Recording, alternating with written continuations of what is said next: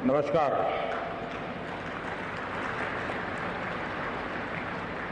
इस ऐतिहासिक कार्यक्रम में हमारे बीच उपस्थित बिहार के राज्यपाल श्री फागू चौहान जी, यहाँ के जनप्रिय मुख्यमंत्री श्री नीतीश कुमार जी, विधानसभा स्पीकर श्री विजय सिन्हा जी, बिहार विधान परिषद के कार्यकारी अध्यक्ष श्री अवधेश नारायण सिंह, उप मुख्यमंत्री, बिहार निवासियों को बिहार विधानसभा भवन के शताब्दी वर्ष की बहुत बहुत शुभकामनाएं। बिहार का ये स्वभाव है कि जो बिहार से स्नेह करता है, बिहार उसे उस प्यार को कई गुना करके लौटाता है। आज मुझे बिहार विधानसभा परिसर में आने वाले देश के पहले प्रधानमंत्री होने का सौभाग्य भी मिला है। मैं इस स्नेह के लिए बिहार के जन जन को हृदय से नमन करता हूं। मुख्यमंत्री जी का, स्पीकर महोदय का भी हृदय से बहुत बहुत आभार व्यक्त करता हूं। साथियों, मुझे कुछ देर पहले शताब्दी स्मृति स्तंभ के लोकार्पण का अवसर भी मिला। ये स्तंभ बिहार के गौरवशाली अतीत का प्रतीक तो बनेगा ही, साथ ही ये बिहार की कोटि कोटि आकांक्षाओं को भी प्रेरणा देगा। अब से कुछ देर पहले बिहार विधानसभा म्यूजियम और विधानसभा गेस्ट हाउस का शिलान्यास भी हुआ है। मैं इन विकास कार्यों के लिए नीतीश कुमार जी और विजय सिन्हा जी को हृदय से बधाई देता हूं। मुझे विधानसभा परिसर के शताब्दी पार्क में कल्पतरु के रोपण का भी सुखद अनुभव मिला है। कल्पतरु के विषय में मान्यता है कि हमारी आशाओं आकांक्षाओं को पूरा करने वाला ये वृक्ष है। लोकतंत्र में यही भूमिका संसदीय संस्थाओं की होती है। मैं आशा करता हूं कि बिहार विधानसभा अपनी इस भूमिका को इसी निरंतरता के साथ निभाती रहेगी, बिहार और देश के विकास में अपना अमूल्य योगदान देती रहेगी। साथियों, बिहार विधानसभा का अपना एक इतिहास रहा है और यहां विधानसभा भवन में एक से एक बड़े और साहसिक निर्णय लिए गए हैं। आजादी के पहले इसी विधानसभा से गवर्नर सत्येंद्र प्रसन्न सिन्हा जी ने स्वदेशी उद्योगों को प्रोत्साहित करने, स्वदेशी चरखा को अपनाने की अपील की थी। आजादी के बाद इसी विधानसभा में जमींदारी उन्मूलन अधिनियम पास हुआ था। इसी परंपरा को आगे बढ़ाते हुए नीतीश जी की सरकार ने बिहार पंचायती राज जैसे अधिनियम को पास किया। इस अधिनियम के जरिए बिहार पहला ऐसा राज्य बना जिसने पंचायती राज में महिलाओं को 50% आरक्षण दिया। लोकतंत्र से लेकर समाज जीवन तक समान भागीदारी और समान अधिकार के लिए कैसे काम किया जा सकता है, ये विधानसभा इसका उदाहरण है। आज जब मैं आपसे इस परिसर में विधानसभा भवन के बारे में बात कर रहा हूं तो ये भी सोच रहा हूं कि बीते 100 वर्ष में ये भवन, ये परिसर कितने ही महान व्यक्तित्वों की आवाज का साक्षी रहा है। मैं नाम अगर लेने जाऊंगा तो शायद समय कम पड़ जाएगा, लेकिन इस इमारत ने इतिहास के रचयिताओं को भी देखा है और खुद भी इतिहास का निर्माण किया है। कहते हैं वाणी की ऊर्जा कभी भी समाप्त नहीं होती।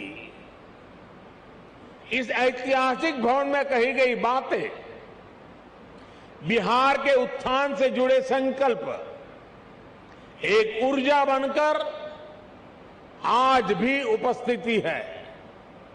आज भी वो वाणी, वो शब्द गूंज रहे हैं। साथियों, बिहार विधानसभा भवन का ये शताब्दी उत्सव एक ऐसे समय में हो रहा है जब देश अपनी आजादी का अमृत महोत्सव मना रहा है।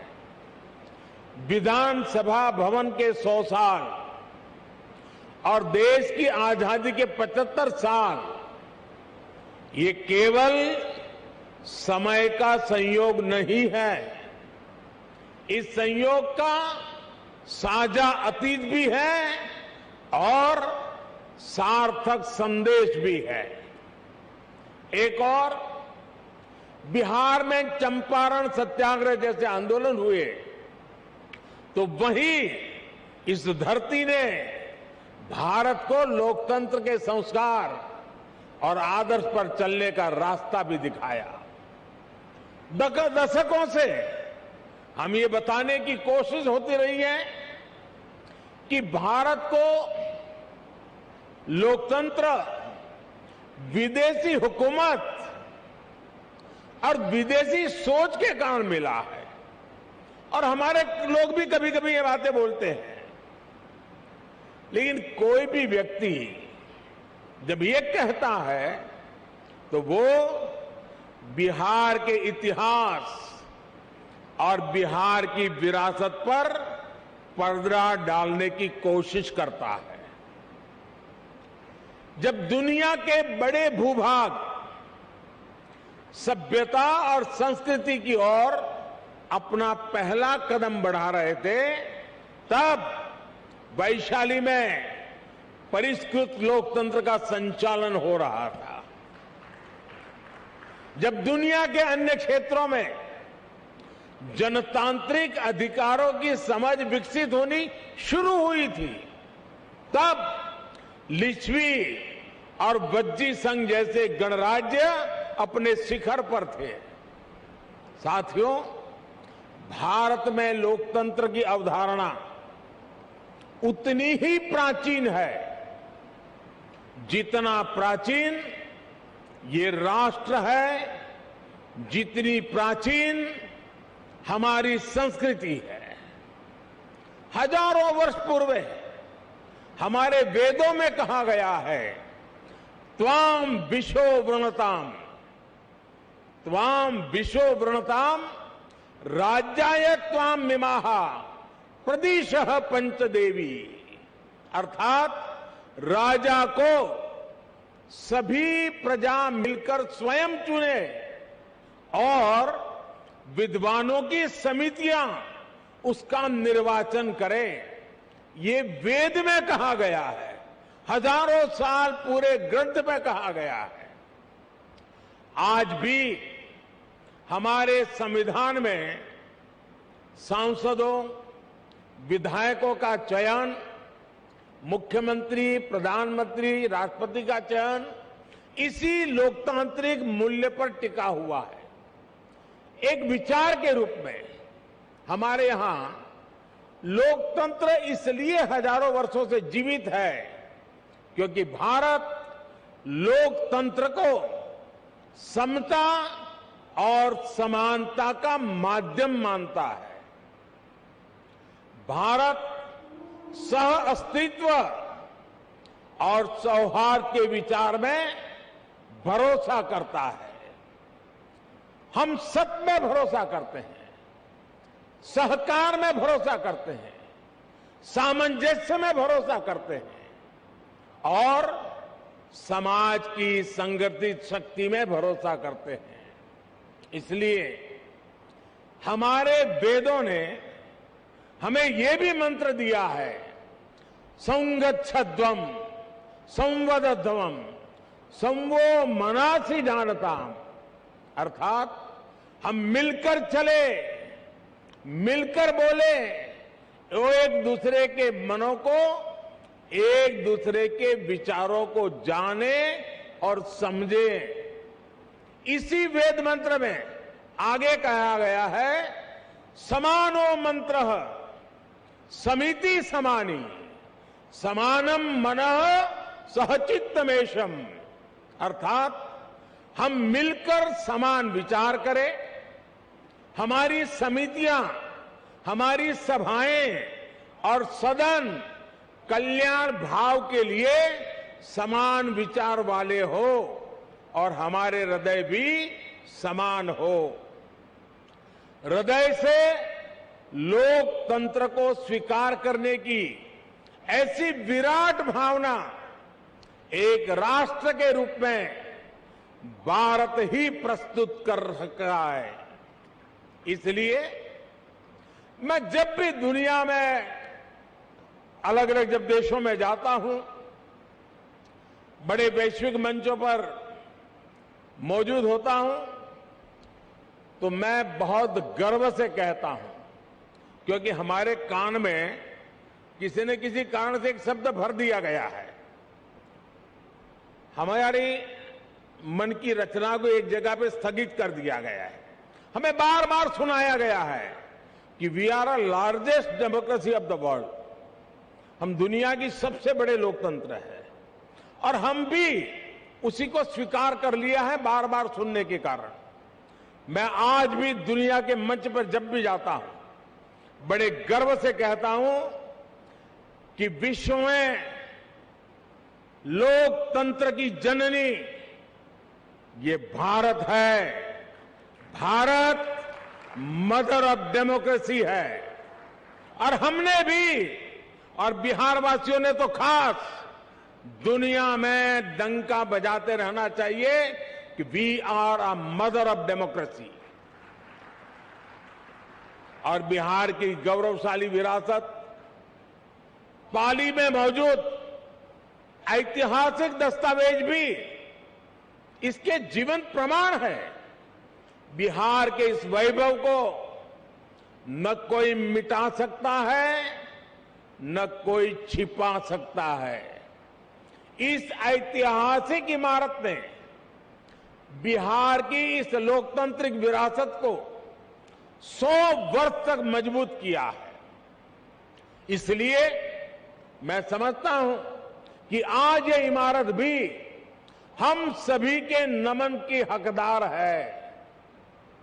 साथियों, इस भवन के इतिहास से बिहार की वो चेतना जुड़ी है जिसने गुलामी के कालखंड में भी अपने जनतांत्रिक मूल्यों को समाप्त नहीं होने दिया। इसके निर्माण के साथ और उसके बाद जो घटनाक्रम जुड़ा हुआ है, वो हमें बार बार याद करना चाहिए। किस तरह श्री कृष्ण सिंह जी ने, श्री बाबू ने अंग्रेजों के सामने शर्त रखी थी कि वो सरकार तभी बनाएंगे जब ब्रिटिश हुकूमत निर्वाचित सरकार के कामकाज में दखल नहीं देगा। कैसे द्वितीय विश्व युद्ध में भारत की सहमति के बिना देश को झोंकने के खिलाफ श्री बाबूजी ने, सरकार ने इस्तीफा दे दिया था। और बिहार का हर व्यक्ति इस बात के लिए गर्व कर सकता है। इस घटनाक्रम ने सदैव इस संदेश का संचार किया कि बिहार लोकतंत्र के खिलाफ कभी कुछ स्वीकार नहीं कर सकता। और भाइयों और बहनों, हम सभी ने देखा है कि कैसे आजादी के बाद भी बिहार अपनी लोकतांत्रिक निष्ठा को लेकर उतना ही अडिग, उतना ही प्रतिबद्ध रहा।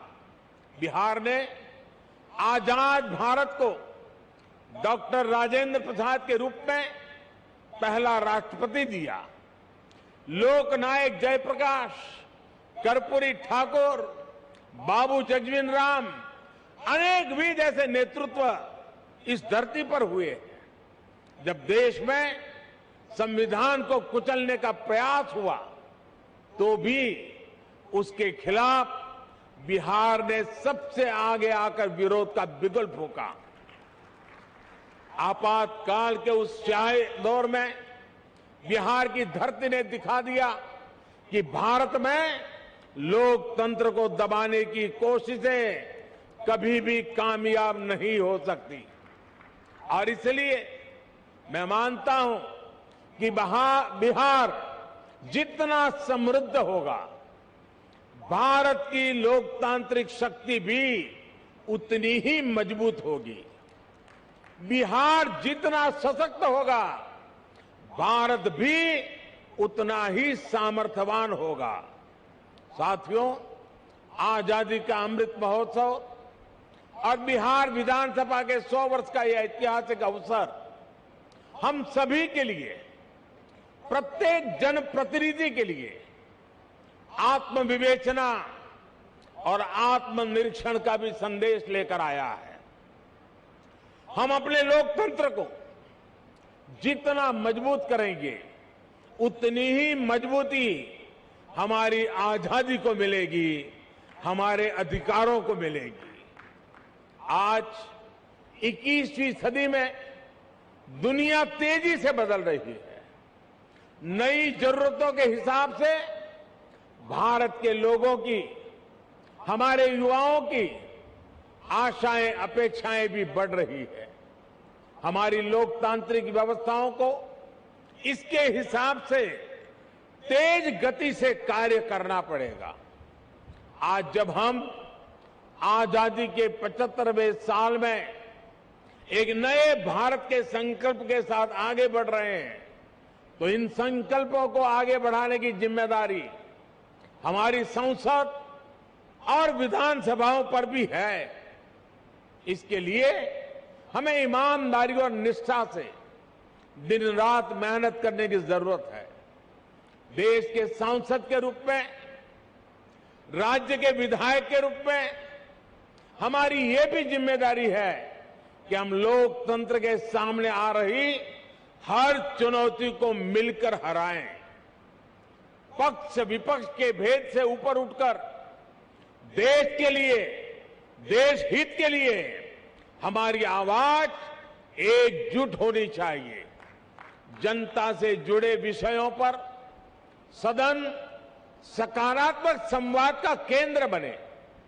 सकारात्मक कार्यों के लिए हमारी आवाज उतनी ही बुलंद दिखे, इस दिशा में भी हमें निरंतर आगे बढ़ना चाहिए। हमारे आचरण से ही हमारे देश की लोकतांत्रिक परिपक्वता प्रदर्शित होती है। और इसलिए दुनिया के सबसे बड़े लोकतंत्र के साथ साथ हमें दुनिया के सबसे परिपक्व लोकतंत्र के रूप में भी खुद को आगे बढ़ाना है। साथियों, मुझे खुशी है कि आज देश इस दिशा में सकारात्मक बदलाव देख रहा है। मैं अगर संसद की बात करूं तो पिछले कुछ वर्षों में संसद में सांसदों की उपस्थिति और संसद की प्रोडक्टिविटी में रिकॉर्ड वृद्धि हुई है। और अभी विजय जी ने भी विधानसभा का ब्यौरा दिया।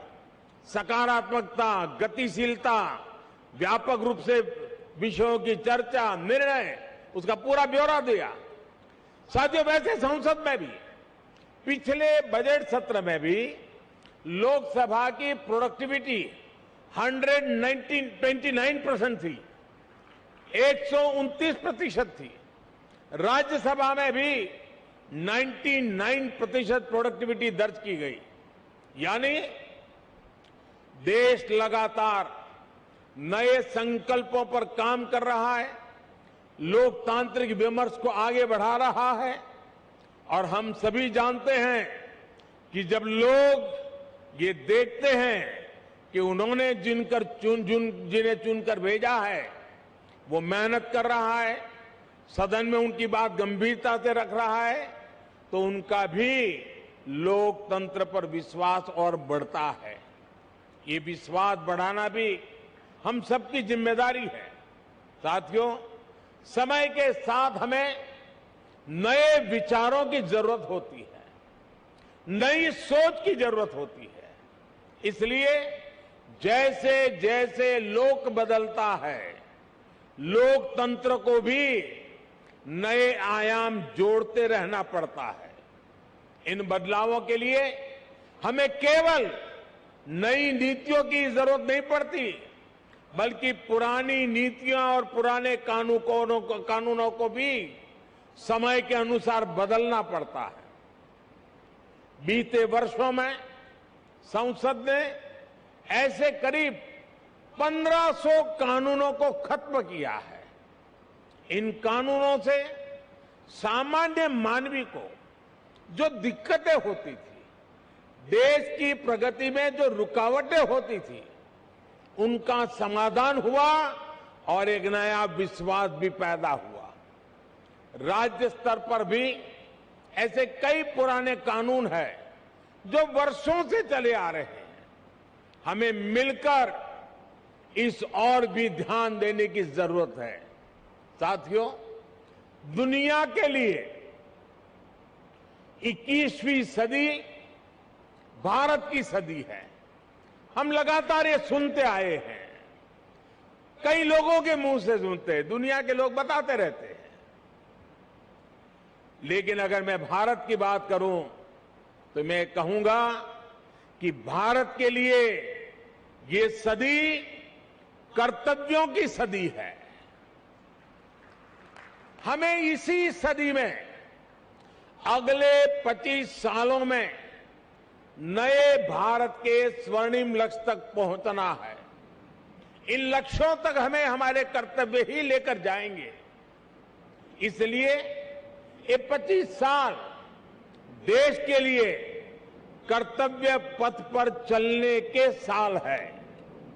ये 25 साल कर्तव्य भावना से स्वयं को समर्पित करने का कालखंड है। हमें स्वयं को अपने लिए, अपने समाज के लिए, अपने देश के लिए कर्तव्य की कसौटी पर कसना होगा। हमें कर्तव्य की पराकाष्ठा को पार करना होगा। आज भारत वैश्विक पटल पर जो कीर्तिमान स्थापित कर रहा है, आज भारत जिस तेजी से वैश्विक ताकत बनकर उभर रहा है, उसके पीछे कोटि कोटि भारतवासियों की कर्तव्य निष्ठा और कर्तव्य भावना है। लोकतंत्र में हमारे सदन जनता की भावनाओं का प्रतिनिधित्व करते हैं। इसलिए देशवासियों की कर्तव्य निष्ठा हमारे सदनों और जनप्रतिनिधियों के आचरण में भी झलकनी चाहिए। हम सदन में जैसा आचरण करेंगे, कर्तव्य भाव पर सदन के भीतर जितना बल दिया जाएगा, देशवासियों को भी उतनी ही ऊर्जा और प्रेरणा मिलेगी। एक और महत्वपूर्ण बात, हमें अपने कर्तव्यों को अपने अधिकारों से अलग नहीं मानना चाहिए। हम अपने कर्तव्यों के लिए जितना परिश्रम करेंगे, हमारे अधिकारों को भी उतना ही बल मिलेगा। हमारी कर्तव्य निष्ठा ही हमारे अधिकारों की गारंटी है। इसलिए हम सभी जनप्रतिनिधियों को कर्तव्य पालन का भी संकल्प दोहराना है। ये संकल्प ही हमारी और हमारे समाज की सफलता का मार्ग प्रशस्त करेंगे। आज जब हम देश के अमृत संकल्पों को लेकर आगे बढ़ रहे हैं तो हमें अपने कर्तव्य में, अपने श्रम में, अपने परिश्रम में कोई कमी नहीं छोड़नी है। एक राष्ट्र के रूप में हमारी एकता हमारी प्राथमिकता होनी चाहिए। गरीब से गरीब व्यक्ति का भी जीवन आसान बने। दलित, पीड़ित, शोषित, वंचित, आदिवासी, हर किसी को हर जरूरी सुविधा मिले, ये हम सभी का संकल्प होना चाहिए। आज सबको घर, सबको पानी, सबको बिजली, सबको इलाज जैसे जिन लक्ष्यों को लेकर देश काम कर रहा है वो हम सबकी सामूहिक जिम्मेदारी है। बिहार जैसे सामर्थ्यवान और ऊर्जावान राज्य में गरीब, दलित, पिछड़े, आदिवासी और महिलाओं का उत्थान बिहार को भी तेज गति से आगे बढ़ा रहा है और बढ़ाएगा। और बिहार जब आगे बढ़ेगा तो भारत भी अपने स्वर्णिम अतीत को दोहराते हुए विकास और सफलता की नई ऊंचाइयों को छुएगा। इसी कामना के साथ इस महत्वपूर्ण ऐतिहासिक अवसर पर आप सब ने मुझे निमंत्रित किया, इस ऐतिहासिक पल के साक्षी बनने का अवसर दिया। इसके लिए मैं राज्य सरकार का, स्पीकर महोदय का और सभी यहां के वरिष्ठ जनों का हृदय से बहुत बहुत आभार व्यक्त करता हूं। अनेक अनेक शुभकामनाओं के साथ इस 100 साल की यात्रा आने वाले 100 साल के लिए नई ऊर्जा का केंद्र बने, इसी एक अपेक्षा के साथ बहुत बहुत धन्यवाद, बहुत बहुत शुभकामनाएं।